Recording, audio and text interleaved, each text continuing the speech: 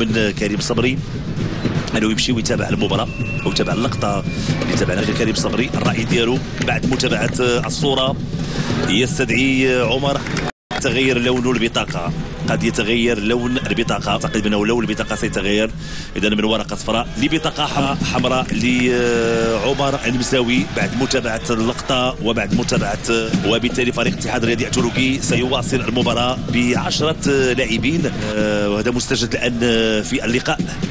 اذا عمر المساوي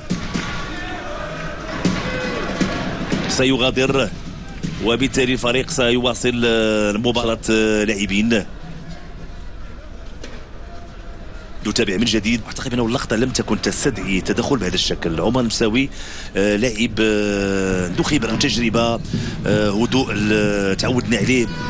هل كان هناك خطا على مستوى التقدير بانه يمشي الكره؟